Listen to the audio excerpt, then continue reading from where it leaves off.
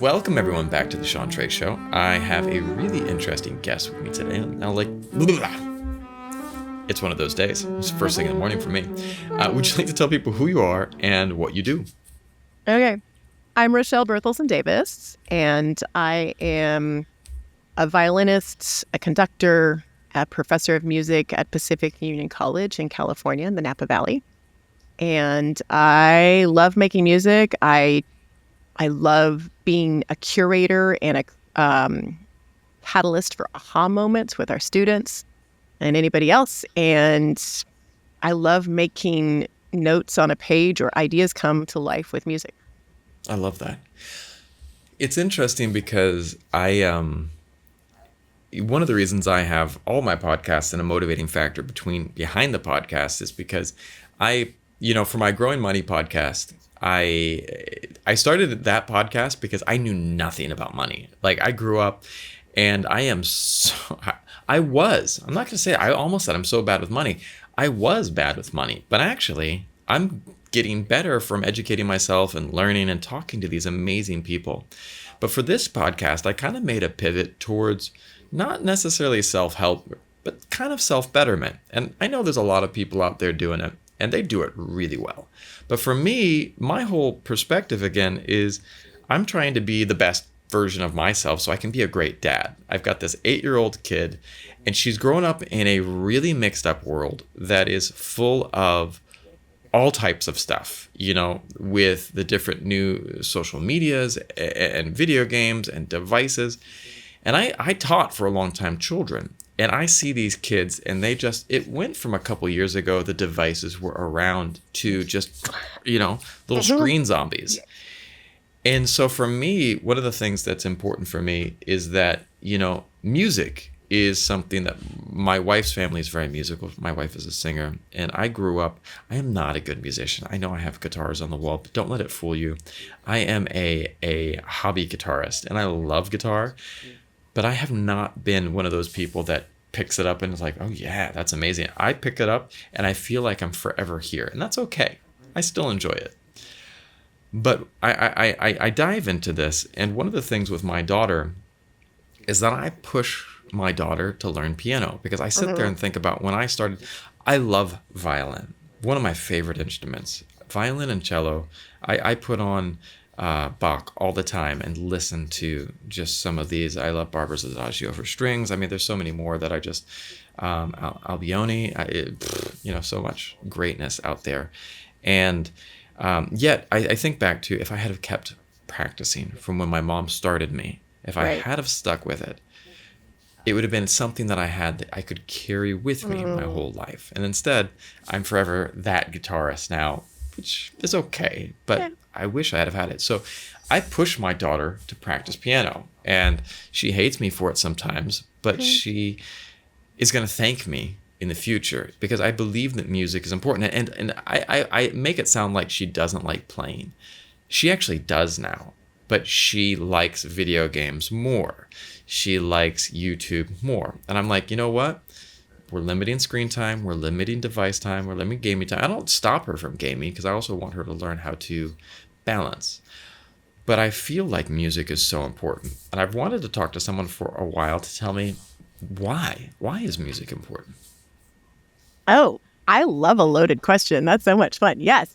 There's so many different layers. Like, as a casual consumer, it can be mute. There's the whole neuroplasticity, the way our brains work. We've figured out that just listening to music, I know for myself, when I'm in a space, I have a playlist, and that acknowledges where I'm at and gradually helps shift me into, okay, there's hope in the world, and I see possibility, or if not possibility, at least today's going to be better than what it started out with, and for me, it's a mood shifter.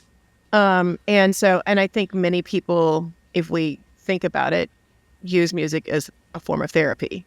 I love that. And then it's music is present for everything in our lives. So we start with the lullabies, which are rarely recorded. And then there's every season in our life when we have any kind of form of ritual or celebration or whatever it is, music is part of that typically in some form or fashion. And it doesn't matter what part of the world we're from. I'm from I'm Western European tradition, but I love me some Latin Americans. I grew up in Puerto Rico, so that music makes me very happy. But like the traditions I've grown up are very dominantly Western European. And yet, if you look at the musics of the world, there is music everywhere. I may not Everywhere. understand it in the same way, but it marks who we are as humans. So I think it's really important. They have found that for like just on a cognitive level, when you make music, when you're performing, especially if you're singing, but pretty much anything, multiple areas of the brain light up. So it's really great for cognition. And so continuing to study your guitar, even imperfectly and poorly, is really good for your brain. Like keeping all the things that we want to avoid at bay. It's brilliant. It's fabulous. What you're doing for your daughter in making her play piano, because she has to do bilateral motion and separate her hands. They're not always moving the same way, doing the same thing twice. It's so good for cognitive development. Yeah. And it helps her on 500 different levels. And there's lots of research, and I don't have the data on hand, but no problem. It's really, I mean, it's they've looked at what just like the impact it has on their learning capacity later on is brilliant, just from the physical level. And they did research on a violin, because I'm partial to strings, but I'm also a pianist, but like I didn't study that as long as I did violin. But they did research on pre-puberty versus post-puberty musicians, people who studied before and later, and they mapped the neural connections, so why you start your kids younger. And they found that the neural connections between the left hand, which is for violin, we do a lot of this, the neural connections that for people who started pre-puberty are like exponentially greater than people who start post-puberty, because our brains are their neuroplasticity is greater. And it doesn't mean you can't learn to play an instrument later, but that might be one reason why playing guitar is more challenging for you. And so like ideally if we have our kids study music, we have them continue through puberty. Did my children? We made it to 6th grade. And then also I have to say, I'm a musician because my mom made me practice, like you do for your daughter. And we got it finally to a point where I could enjoy it and it became my thing. And as an adult, there's still days when the inner child, God bless us, it doesn't matter how old we are, there's still an inner child. And that inner child fights with the adult and says, I don't want to practice. These things we do. And yet, like, there's so many things. And then, so that was like, we talked about just the physical and the cognitive element, but like anytime we learn when we study music, there's problem solving involved. And for myself, the capacity to find a problem, articulate what the problem is, and then track and figure out how to solve that particular problem in a piece, and then how to practice the solution, that applies to so many other areas of learning, not just music. So even if your kid quits and doesn't continue, and they never pick it up later on, like the years of spent study, that you develop so many skills that translate to other parts of your life. So kudos to making your practice. And also at some point you navigate and say, okay, maybe you're done now. And you figure out that's a journey between each parent and child. And figuring out how to encourage, for me, how do I encourage people to lean into the joy and the curiosity?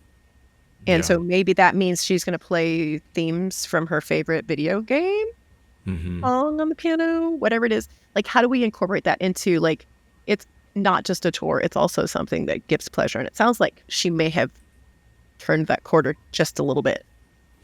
We're heading there. She's able to play some of the Ghibli songs now.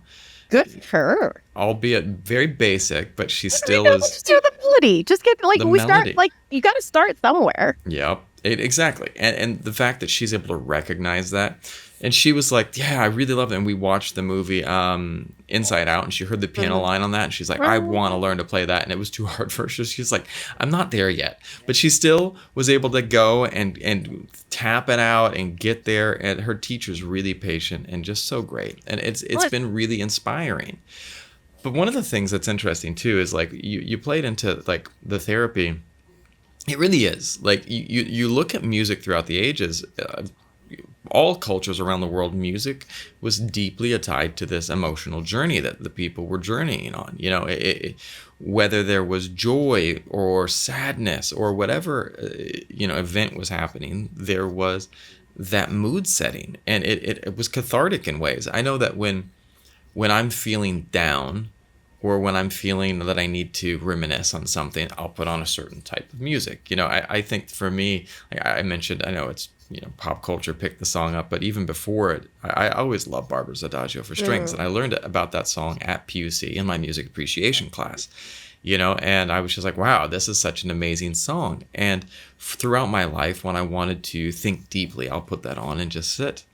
But there are other songs when I want to get work done. I've got the weirdest song choices that I pick. I have like two things. One, I do like the Interstellar music on like a 1 hour loop. It is just like I can get stuff done. And there's another one, Misty Mountain from the Hobbit. And I just put that on, and I don't know why. It's the just quiet drone, and I can get work done, and it's amazing for that. But there's also, if you want to feel happy, there was a fun, like on Spotify, there's yacht music, and it's just the most campy 80s, and 90s, fun pop. It's just so much fun, and whatever you want to have, it's there. And I feel like we have music so enmeshed in our lives, and for me, I don't find it's any more evident growing up in a Western European culture than Christmas time. When I start hearing those Christmas tunes, it's not just the music, it's this part of my being. And I didn't understand that until I moved to another country and I didn't have that music. And I saw the people in that other culture, like I live in Vietnam, and I see the Vietnamese people interacting with Lunar New Year music, that music. And when they hear a song, and my wife is like, oh, this makes me think of that. And I'm just like, I can't process that because it's not something I grew up with. I can sit there and listen to like, what a lovely song.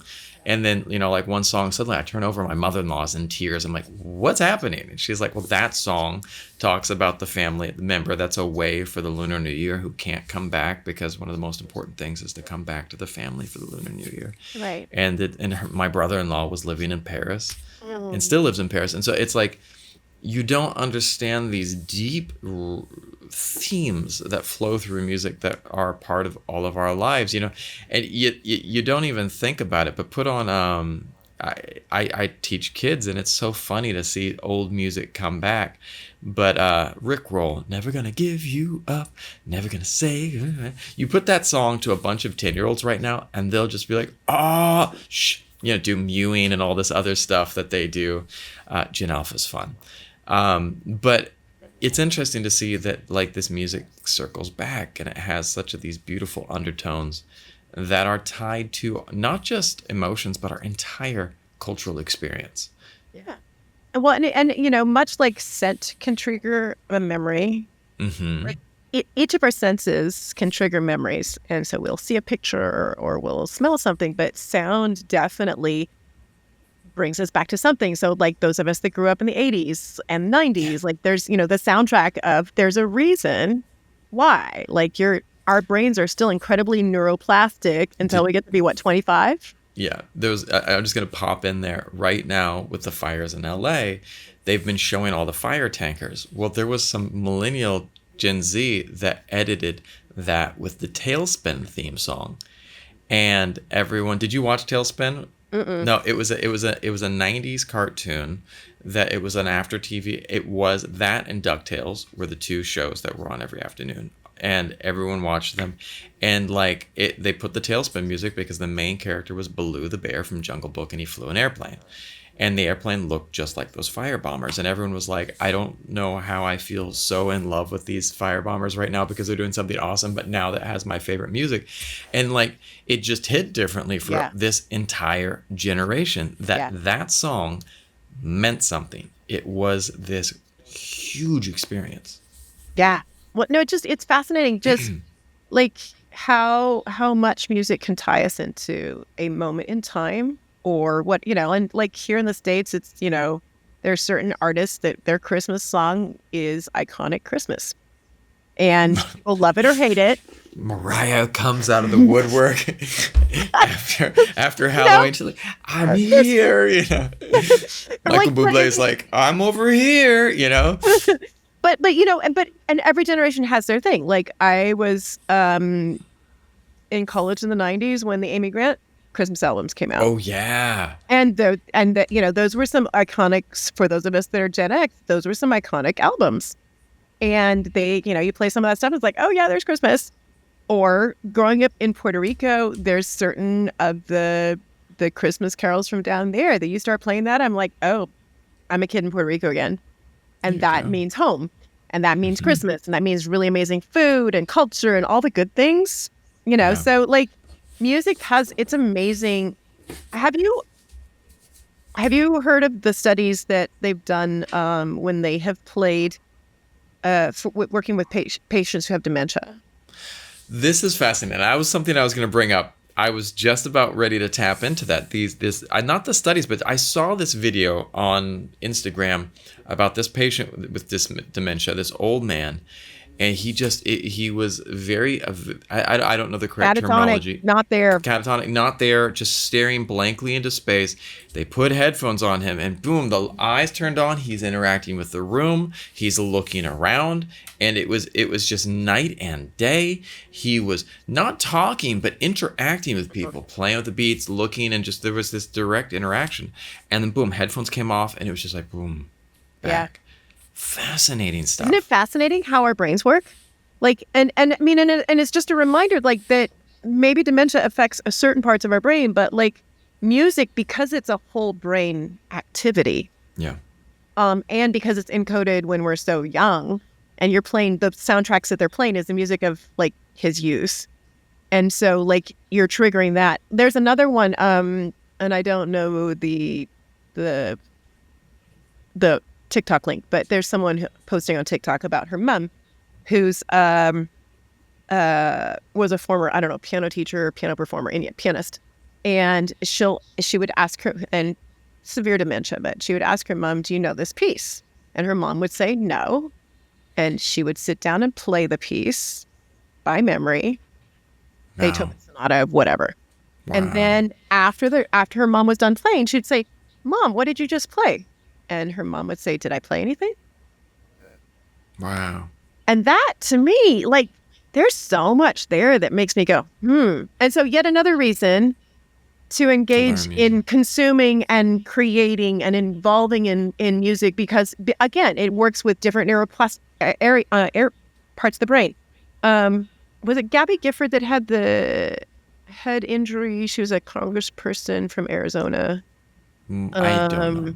Anyway, there was some politician, I believe in Arizona, there was a, I don't know, the assassination attempt or whatever. Anyway, she was injured, brain injured, and couldn't talk, but learned how to talk again by singing.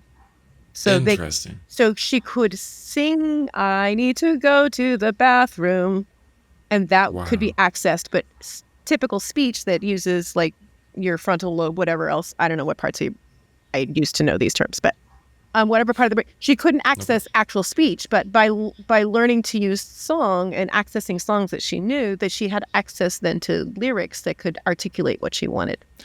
And eventually, because the brain is neuroplastic, she was able to learn how to talk again. That's fascinating. But isn't it fascinating? Yeah, it's fascinating. Those are so many different layers than just like performing a piece of music or practicing. I'm talking to people about this with personal finance. So it's interesting because people talk about all of I've been on this absolute run of talking to people about the psychology of money and talking about all of this. And they're like, your money beliefs are formed so early on. And one of the things that they talk about is that you don't even realize it, like movies, like Scrooge McDuck, this Scrooge that hoards money, and, I was watching one of my favorite movies when I was a kid, Rad. I don't know if I don't know that one. No. It was like a bicycle I'm going to have to movie. Go watch it now. It was horribly awesome. It is so peak 80s. Brad Connor, who was the U.S. Bart Connor, who was the Olympic Oh, yeah. 1984 Yeah. whiz kid, he plays the main bad guy in this as a bicycle rider. I mean, so it's peak 80s. Like, it's absolutely peak 80s. And like the villain in there is this businessman who's always trying to rip everyone off. He's got money and taking advantage of the small town. And I was just like, wow, that's where I thought that rich people are bad. Yeah. You know? And it was programmed into me, right? But one of the things I thought about when I watched that movie again, and this one song kicked in, and it was just like, when that song played, you know, and you're like, wow. Or, you know, one of the things I remember when I was a student in university in the late 90s, and I had an old Subaru GL. I love that car. I wish I still had that car. And it had a cassette deck, and I didn't have a ton of cassettes, but one of my favorite cassettes, and I remember I'd put the windows down on this ugly blue station wagon, roll those bad boys down with my manual steering as I'm going down the road, and I had one cassette, and it was the Top Gun soundtrack, and it was like da da da da da, Working and career I just was initiative. like, yeah, you're just like, oh my goodness, it was such a great cassette to drive to, and you just felt amped up, and the music in that movie was so good, but like. The other day, I was like, you know, I was going to go watch Top Gun 2 with my wife. And I was like, well, we got to watch Top Gun 1. I put it in, and man, when that music kicked, it was just like, you forget this, but memories came back. Right. All of these other things came back at that same time. And I was just like, that's fascinating. That is absolutely fascinating to see those connections. Yeah. So, yeah, talking about that dementia study is fascinating to me. And you know, the whole area of music therapy, like where they actually do music things, and like, you know, you have people and they have the singing bowls and they have there's just fascinating stuff Yeah. out there. I had one therapist I read, I don't want to hear Yeah. your No, point, go for it. that actually prescribed songs. Like this person would, I can't remember where I saw it, but this person would write a prescription for people. I want you to go listen to these 10 songs. This is your prescription for today. I You're love it. feeling like this is what you should listen to. So I know that's well, but I mean, it makes complete sense when you think about how much it impacts us physically. The 100%. cognitive physical connection, and sometimes and the fact that it can bypass. I know that there have been times when I've been performing, and someone will come up to me afterwards, and they're like, you know, they say, "Oh, you put me to sleep." I'm like, "Yay?" Question mark. And they're like, "No, you don't know how hard it is for me to sleep, or how hard it is for me to cry." And so that's when you start going, as musicians and performers, we have access. There's a power Yep. that in creating community and creating safe space, and that also means that you have to, you know, be responsible, but we have access to reaching people at a level that speakers don't, Yeah. because we can bypass that Berlin Wall, to use a Gen X thing.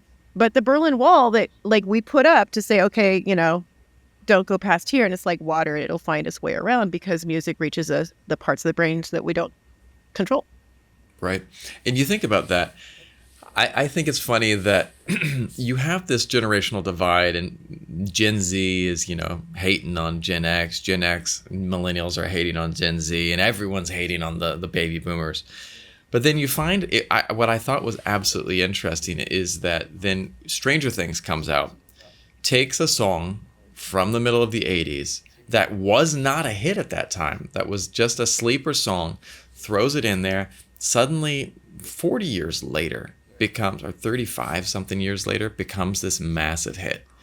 And like music suddenly united people. And like all these people are going, man, I love the 80s. Right now, I was cracking up because I saw these cargo pants for sale. And I was like, oh, cargo pants are back. Yes, you know, I loved those when I was in college. And the fit is just like when I was in the 90s. And people are like, this is the new style. And I was like, no, it's not. It's literally what I Well, wore we in know college. we've lived long enough when you start going through, okay, there was the 80s. Did you check out the Ashes Wash about Yeah. this? With that? Right? Like, Oh, I there's love the oh Acid my, Wash. And then color choices and watching the cycle of Yeah. color choices, and I'm waiting for this current cycle to go away. I'm not a fan, but Yeah. mint green has never been my favorite color, nor has peach. But my mother-in-law Right. loves them, so okay, yay! I'm happy for you. Right. but but it's fascinating how all things old are new again, Yeah. and Well, and and but it's it's also like you were talking about generational connections of music. Um, we have two boys, and one's a senior in high school, one's a senior in college. And the senior in high school has found that he really loves Journey and Queen. that's awesome. Yeah. I'm like, good. Well, thank you for appreciating that with us while you check out the new bands and the indie bands and everything else that's in it. Right. I have I made up a list over here of music. This is something I asked ChatGPT to help me of like give me all of the main music styles and then like the 25 most influential songs of that genre. And I've been playing it for my daughter. And That's cool. and letting her rate them and honestly she's kind of brutal on some music. Like there are some absolute like the amazing songs from the past that she is really harsh on. David Bowie's Space Oddity, she gave a 4 out of 10. Prince's Purple Rain, 4.5 out of 10. But then there are other songs that she's like, oh yeah. And she found out that she loves certain things. One of the things that she found is that she really loves pop music. Another Okay. thing she found, Michael Jackson is one of her things. She loved Billie Jean and then Madonna, Like a Prayer. I think that was also tied to the Deadpool thing. And it was all over TikTok and everything. Marvin Gaye, What's Going On? She gave a 12 out of 10. She wrote so good next to it. So it's funny that like she's establishing her own taste, but like Yeah. some of that taste is like it's not generational. She's just like whatever, Yeah. and there's new stuff and it's awesome because you can have this exploration of the world that was and Yeah. yet it's still beautiful and the same. We all struggled and in the past they struggled, they loved, they had all this stuff, and it's talking about the human experience. Yeah. No, I love that you're introducing her to all of these. And I would be curious if you did that same experiment in about a decade. Right. How Do old the is she same. now? 8. Okay. Yeah. So like when she's 16 to 18, Go through the same list. go through the I like and it might be interesting for you both to see, has her taste changed? How has it morphed? How has it been refined? How, maybe she likes different things. It's been like our oldest son has made a Spotify playlist for every, like, he's been doing it for the last decade, I think. Or maybe not a decade, but close to. And it's Yeah. just interesting to go back and hear what the key songs are from each age. And he's like, that's cool, but that's, Owl City is so old, that's not my thing anymore. But like it brings me back to like, and so, but I think one thing that has been constant for both boys has been the use of acoustic instruments, That's awesome. and as part of something that they enjoy. Bands that use acoustic. But that Well, might let be me- there because they're talking to their mom, and their mom is like, I love me Chicago when we have the live brass. Right. I mean, the other one's good too, but like, You're speaking my language right now. I'm feeling it right now. yeah, we might be a similar generation. Yeah. Well, I think it's also I grew up with a really weird taste. Here's the thing that's interesting too is like what people are exposed to. So my father was British, so I got the Beatles and ABBA from that side. And my mom's side, it was the Beach Boys and Elvis and Johnny Cash because she was like, American that grew up in LA. And that was what I kind of grew up around, It's a weird mix of music. We got the ABBA and Johnny Cash, Yeah, on okay, either those side. two are a little bit farther apart than, Beach Boys and Beatles. Beach Boys and Beatles, you can understand, but like ABBA and Johnny Cash, those are polar ends of the spectrum. And then I grew up in the '90s, so I'm like listening to Tupac and Biggie and things like that. And so there's this eclectic mix. But one of the things too is like when you start consuming this and you start being around this, it's so powerful. But moving into the other side of embracing and creating music to leave a mark on the world, how can people be better musicians even if you're just starting? How can you be better at this process when it's not? I was like, I studied violin, and violin in the early stages is not forgiving. It is not. I was sitting there thinking about like picking up violin again because they sell really inexpensive violins up the street from my house. And I went up to the violin shop and I was like, I'm going to stick with guitar because I can actually do something there. And like from me getting to much better at guitar is a much shorter time span and gap. And I'll feel happier about myself and accomplishing something than if I got into violin. But like, and this is something with like in any area of life. So maybe I'm asking you a bigger question, like, how can we stick with things and be better at them? Because like this podcast and my other podcast, you know, I'm just getting going. You know, I'm a year in, 2 years in on one podcast, a year in on the other. And I'm starting to get some, but it's still painful at times. It's still, I put an episode up and everyone's like, how many downloads did you have? And I'm like, let's not talk about that. You know, like, you know, I'll occasionally get a reel that will get, you know, a lot of views, but the overall episodes are they're still growing. It's a growth thing. But like with learning an instrument, there's growth. How can you be better at getting into it and sticking with it? I think that, I mean, that's a really good question for anything because, and especially I think for those of us that have become experts at something, learning to be a beginner and to celebrate being a beginner is a growth opportunity for me. Like I've become aware of the fact that like the process of leaning into being a beginner and knowing nothing and then just playing and exploring and commit to the discipline of doing it poorly and iterating, because that's how we learn. Like, how did we learn to walk? We learned to walk by falling down. Yeah. And I think for some of us with neurospicy brains, I wanted to be birthed full-fledged, perfect from the beginning. Like, obviously, it should just be amazing the first time I do it. And the reality is, like, nothing. I didn't ride a bike perfectly when I first started, and definitely my violin. Oh, God bless. We have videos of my mother proudly showing me off to my aunt and uncle, and then kind of like. It's lovely. You can see them grimacing. Like, you know, like the learning curve on strings is horrible, and there's good reason why you want to stick to guitar. Like, we don't have frets on the violin. And then, like, the physical coordination, all the things we have to do. Yeah. But we, in the orchestra that I direct, we have someone who started cello when she was, I don't know, 55. That's awesome. And that's awesome. She's 7 years in. She always wanted to play the cello, and, you know, kids are out of the house, and she's in a place where she's decided to commit to practicing the cello. She's 7 years in. And she's doing really well. But she had studied no music before, so she had no music background. So she's asking these questions, like, what does this mean? What is that? Like, and as, like, I assume because it's an ensemble that, like, you're going to come in with a bass line. And she has much less knowledge than a lot of other people, or she's at least willing to articulate the questions and be a beginner and not know out loud. And how do we create spaces for ourselves and for the world around us to not know the answer, to ask questions? This is why I created my financial podcast, The Growing Money, Chantray's podcast, because one of the areas that I thought that every time I talked to people about money, everyone acted like they knew everything. But the reality is that most people are like, dude, they pulled me aside. She's like, Sean, I don't know. I don't know the answers to that. I don't know how we do that. I don't know what you should be doing. Asking my parents, you know, how about this form or that form? Or what's it like to buy a house? What's it like to say, what's the difference between this account and that account? Why should I do that? Why should I invest? And people are like, I don't know. And for me, like on the podcast, I get on the podcast and people are like, I like what you're doing here. I'm like, what's that? They're like, you're kind of like the idiot asking questions. I like that you're doing that. I'm like, I am the idiot asking questions.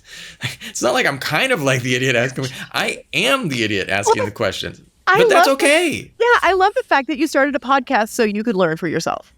Like some of my favorite podcasters are like, the guests I have on are because I want to know more in this area. Right? 100%. It's brilliant. But it's like, and I think that's why we in martial arts, I studied martial arts. I'm a black belt in judo. And when I got into it and I went to study another martial art that was similar, and they're like, well, do you want to wear your belt here? I'm like, why? I'm not a black belt in this art. I'm a black belt in that art. Like, I don't know anything about this art. Like, the teacher's like, well, I want to respect your rank. I was like, if we are on a judo mat and we're throwing people, okay. But like, I don't know anything here, man. And like, when I come in, and what I found is that knowing one thing, it allowed me to ask better questions at times, but at the same times, it was also fun just to go, I don't know. And to look at that and to sit there and learn again. Because I think that it's the in Taoism, they have the Tao Te Ching is like the Chinese philosophical book of Lao Tzu, and he talks about, he's like the fool thinks he knows everything, and the master realizes he knows nothing. And it's like at the end of the day, in martial arts, they have this idea of beginner's mind, and like coming back, you've got a black belt. Well, the next day you better show up as a white belt, because you are in this place of learning. And I mean, the other day I saw this what was it?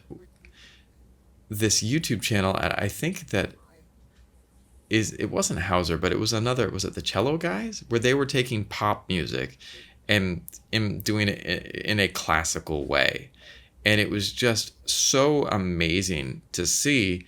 But one of the people was asked about this, and like, well, was it different than playing, Bach or something like that? And they're like, of course it is. It's like, it's so different, and it's a different style, but that's good for me because I get to learn, I get to grow, I get to try something new. And I was just like, there we go. Yeah. No, I think it's the benefit of, the hard part is like, when I was like, the whole process of learning and growing, like as someone who, I'm recognizing that my brain needs dopamine hits, and I need to be constantly learning. Otherwise it's not good for my mental health I need to find ways to lean into like, and so podcasting is a great way for that. And I really appreciate that. And studying it, but like, as how do we keep learning when it's hard? Yeah. Because you're talking about like music. How do we persist? And, you can have a beginner's mindset, but then there comes a point in time where you're going to like, we tend to like do this a lot. And, in this space, you're building up kinetic, like your potential energy in order to go to the next level. I'm married to a chemist. Like you're going to like it takes a while for you to like, for there's things happening when we don't know that things are happening. And I want to be doing this all the time. But the reality is we tend to do this. Yep. And how do we persist? How do we create habits? How do we create a commitment with ourselves that we're going to show up and do the work even when the work doesn't seem to be working for us? Like you do that for podcasting. Like, yeah, there was this I got to work this last summer with the Mel Robbins team, and there was one of the awesome things that Mel says, and it's like it's a 5-second rule, and it's essentially you count down from 5 and you start. And it's like, I remember one of the things that like, of all martial arts, judo is one of the most interesting, because I don't think there's many other areas of your life that you want a giant person picking you up and slamming you on the ground. And like, and like you're laying there. I've had some times that I've gotten thrown so hard, and I'm laying there on the mat and I'm staring up going, I just want to stay down here a bit longer. And then, but you know what? If you lay on the mat, it's dangerous, and someone might fall. You might get someone thrown on you. So you sit there and you go, and there's this conscious thing of you. I sit there and I have to tell my body, now we get up, and boom, and you wake up some days and you don't want to wake up. Yeah. And then I'll do like what Mel says, 5, 4, 3, 2, 1, stand up, Sean. And I'm just like, oh, that's awful, But that simple movement. One of the things I found when I was teaching writing to children is that the first 2 minutes, maybe 5 minutes sometimes, are a nightmare. Their brains are making up every last excuse to do anything but that writing. But once you push through that, once they get through that, they write a full essay, they write a story. Because it's that stop in the beginning that is so hard. With my daughter, she has so much ADD, And every time she finishes a piece, and I like, what we do is we have a checklist where she has her series of songs. I think it's 7 songs, and she has to practice each of them 5 times. Once she's done with it 5 times, she moves to the next song, and that's her session. And she gets to check it off. She sees her progress. She sees what she's doing, and it's tangible. It's graspable. And but one of the things that I do is I'm like, she'll be like, Dad, can I tell you a story? I'm like, start the song. 3, 2, 1. And she starts playing, and she gets there, and she gets in that flow state. She gets in that zone. But sometimes we just have to push through. And my teacher used to tell me in the nicest way, I think he didn't coin this phrase, but someone else, it was embrace the suck. You know, sometimes you just have to embrace the stuff that's not that fun. Because that stuff that's not that fun, on the other side of it is your awesome achievement or your success. And what I would say, though, is learn a way to make that fun. We were talking before this, and I mentioned about how I was using ChatGPT to teach my daughter math. And then I asked ChatGPT to reframe multiplication in terms of Naruto or Minecraft, you know? So there are 3 creepers that you have to fight, and each creeper takes 3, hits. How many hits total will you have to use to beat these creepers? And my daughter's like, there's 9 hits. And then she's like, oh, Minecraft, like a little Minecraft kid. She loves it, but it makes it fun. And so, I can have something that's just monotonous and awful, but I can also find ways to gamify it and make it interesting. And that's where I have my checklist. And when I finish a podcast, I'm going to finish this. We're going to record this, then I'll process the footage. I'll get it up today because it's my project for the day. And so how are you going to 2 p.m. I'm going to be sitting there going, oh, why did I decide to do this in one day? But then I'll get it up. What were you going to ask me? Just like, how have you figured out a way to gamify podcasting, like processing the podcasting for yourself? One at a time. Yeah. Just one thing at a time. And then I reward myself with some little happy thing at that one thing at a time. Yeah. And if I can get it done, if I can get one thing up, then, I find some type of celebration for that. I love it. So that's my thing. Are you familiar with the book, The War of Art by Stephen Pressfield? No, I've had so many people mention this to me and I've never read it. I need to read it. Well, the thing I love about it, it's designed for brains that need short consumables. Yeah. So things are in 1 or 2 pages, so that makes it easier. So you can just you can read a meditation a day, if you will. But I love the fact that he talks about blue collar work. How do we take our craft and turn it into blue collar work? As in, you show up, you do the job's in front of you. You just have to fix this or that or the other thing, and this doesn't require a whole lot of thought. You're just and you just do that thing.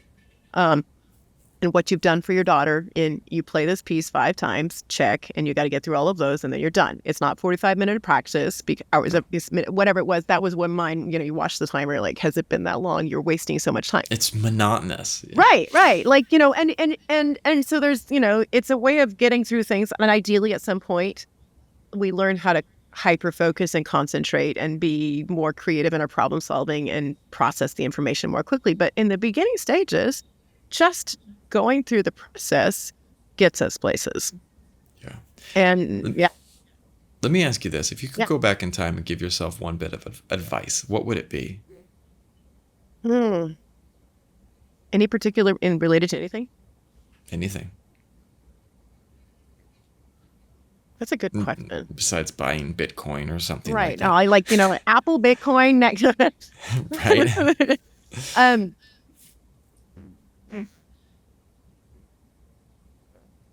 I think one would be lean into process over product. Oh, I love that. I think that's probably a big one. And then learn how to be present. Because life is lived in the moment, not the past or the future. 100%. And, and I'm definitely I have a silent generation parent who definitely product oriented and check. I think that if we can celebrate the process, then maybe we're likely to be able to stick with the challenging moments. Yeah. Because then it's not like, oh, I didn't get that done. No, I leaned into it and I put something down and it was annoying and it was hard. And afterwards, I feel like I maybe worked out my muscles or feel like I did something good. Yeah. I showed up. And you might feel sore. You might feel tired. Sore and that's tired. okay. And the next day, you're going to like, ideally, you have some accountability so you can lean into the process again so that you're meeting someone that'll make you get out of bed because I promised I'd meet this person to do, or some way of creating that accountability. And then the way we deal with the process is, maybe I'm going to roll things out and I will step in and do it again because my why is bigger. I want to be strong, or I want to run a 5K, or I want to do whatever. Like, I think that also the other thing is know your why. Oh, yeah. Because like I have found that I've been willing to put up with a lot of not fun things because I wanted to get to this location. Yeah. And like, because that why is so strong, you're like, okay, I will practice when everybody else is playing, or I will hyper focus and spend way too much time in one day because I've got to get to here. Yeah. And I only have this much time to do it. So this is my pathway. So I'm going to do the things and I'll see you while I spend 5 minutes eating and go back to practicing or whatever it is that I've got going on. But figuring out that why and then lean into your curiosity. I love it. Because it's not passion, it's curiosity. What's the curiosity of the moment? The advice I wish I'd had that I just saw recently that I wish I'd had back then was not what's your life purpose, but what do you feel called to lean into right now? It may end up being your life's purpose, but maybe it's just what you'll shift eventually, but it doesn't have to be the end all be all. It's just, this is the focus for now. And that would have made life so much less stressful.